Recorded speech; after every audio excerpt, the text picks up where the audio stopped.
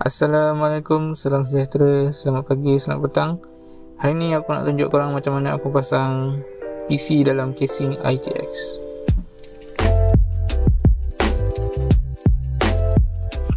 Aku beli casing ITX ni dekat Shopee, tapi asal-usul casing ni sebenarnya datang daripada Taobao. Kalau korang tak tahu apa tu Taobao, Taobao ni macam online shopping website, macam Shopee juga, tapi kat negara China. Aku beli casing ni dengan harga RM275 sekali dengan shipping. Harga casing ITX memang standard macam ni lah, mahal sikit. Jadi aku akan bagi tahu korang barang apa yang aku pakai untuk PC ni sambil aku pasang. Untuk CPU aku gunakan Intel Xeon i3-1220V2. Aku beli CPU ni kat Shopee dengan harga RM136. Nama dia Xeon, tapi dia tak jauh beza dengan Core i5 3570. Beza yang paling ketara antara dua CPU ni, Core i5 ada integrated GPU, Xeon pula tak ada. Untuk motherboard, aku gunakan motherboard H61M ITX daripada Maxsun yang berharga RM145. Motherboard ni lama, tapi ada feature yang agak rare. Korang boleh gunakan CPU cooler untuk LGA 775 sampailah cooler untuk LGA 1151. Jadi motherboard ni agak fleksibel dengan CPU cooler apa yang korang nak guna. Tapi motherboard lama macam ni tak ada support untuk storage M.2. Connector untuk USB 3.0 pun tak ada, hanya ada USB 2.0 saja.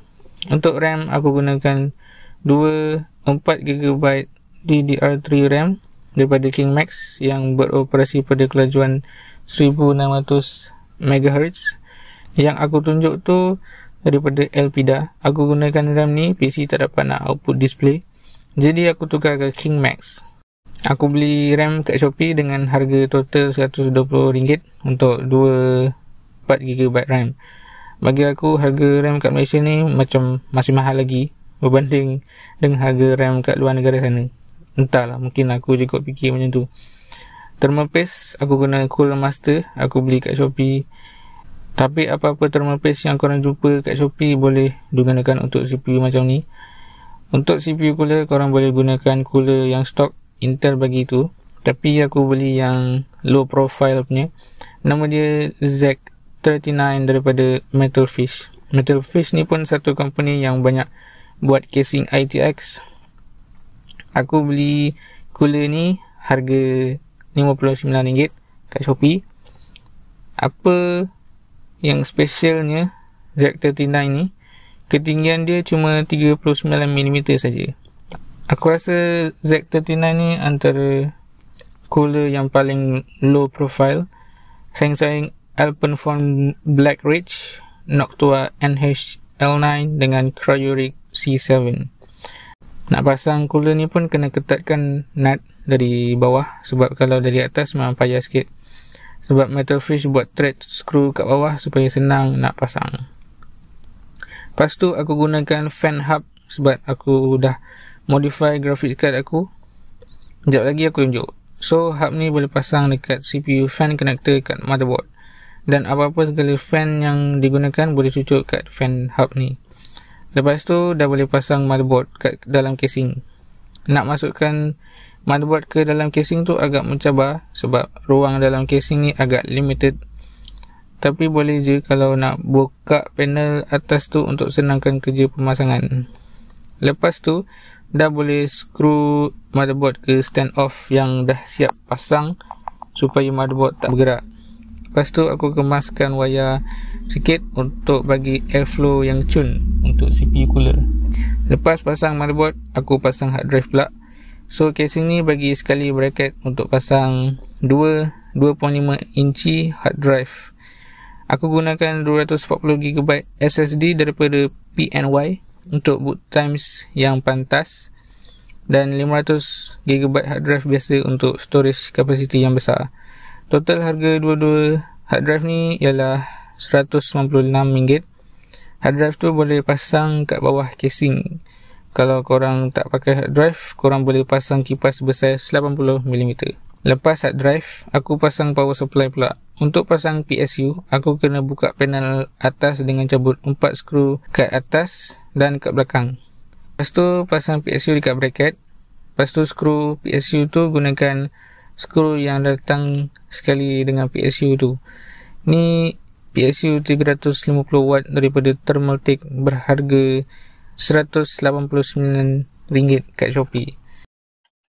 Lepas tu dah boleh tutup panel atas dengan ketatkan skru 2 di hadapan dan 2 di belakang. Dekat bracket pun ada skru kat depan PSU supaya PSU tu tak jatuh ke tepi.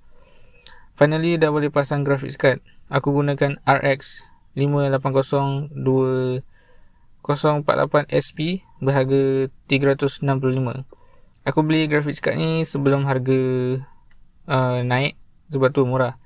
GPU ni aku dah modify.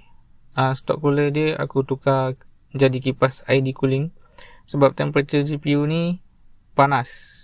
Walaupun dah tukar kipas ID cooling ni pun masih panas, tapi sekurang-kurangnya dia tak thermal throttle dan tak terlalu bising. Lepas dah pasang semua, dah boleh start pasang wayar 24 pin untuk motherboard, 4 pin untuk CPU.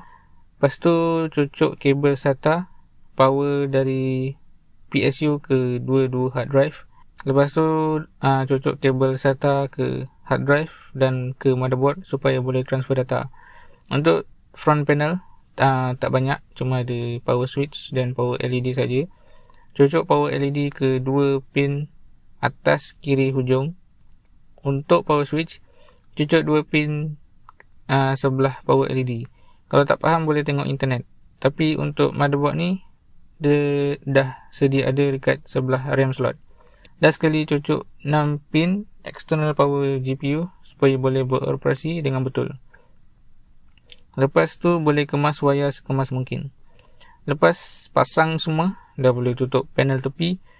Tapi aku tak recommend buat benda ni sebab mungkin ada benda yang korang terlepas pandang dan lupa nak pasang. Kalau jadi macam tu, dah kena susah payah nak kena buka balik. Tapi overall, pasang PC dalam casing ITX ni, proses dia agak mencabar. Tapi memuaskan lah kalau PC ni boleh on bila dah siap. Alright, masa untuk turn on PC ni. Oh, tak buka pula lagi.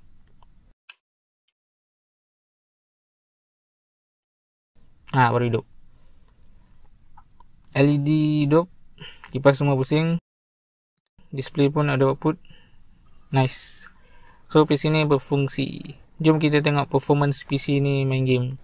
First, Red Dead Redemption 2. Game ni aku pilih resolution 1080p dan settings Xbox One X. PC ni dapat average 50.5 FPS.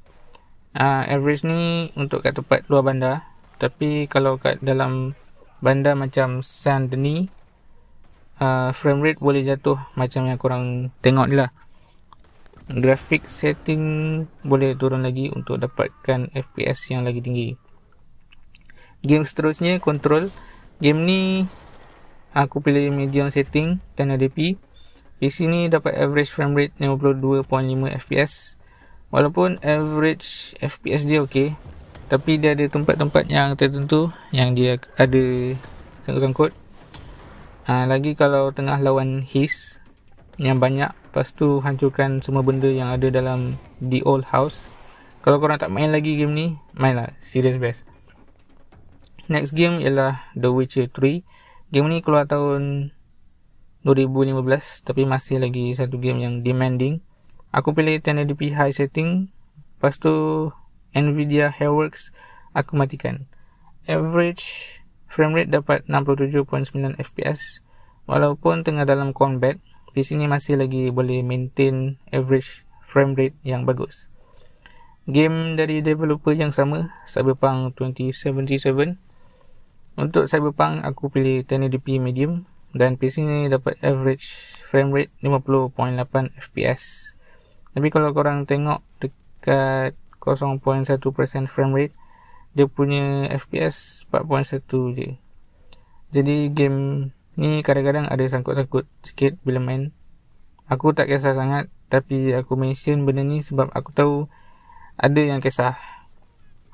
Cyberpunk ni boleh tahan best, walaupun banyak review yang mengatakan game ni hamba. Bagi aku story dia memang gempak gila lah. Seterusnya Minecraft. Aku pilih 1080p fancy setting. Lepas tu aku set chunks distance 12. Average frame rate dapat 49.4 fps. 49 fps okey, tapi aku rasa spek PC macam ni boleh dapat fps yang lagi tinggi daripada ni.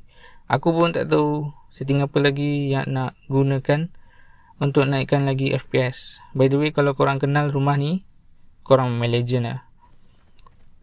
Untuk game e-sport pula, game Valorant, aku pilih 1080p high setting. Average frame rate dapat 97.2 fps. Dan performance PC ni bila main game Valorant sangat memuaskan lah. Yang tak memuaskan internet aku. Aku main lag jir. Sekali CSGO. Sekali lagi aku pilih 1080p high settings. Average frame rate dia 147.2 fps. Aku tak ada rasa sangkut-sangkut bila main game ni, kecuali kadang-kadang ada teleport sikit sebab internet jir aku ni.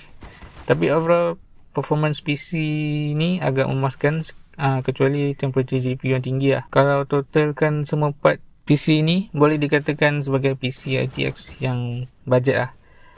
Okay, terima kasih kerana sudi tengok video ni sampai habis. Like kalau korang enjoy tengok video ni, dislike kalau korang tak enjoy sangat. Subscribe ke channel aku sebab lepas ni aku akan pasang PC gaming budget bawah RM1,000 dan share video ni kat member korang yang minat PC RTX.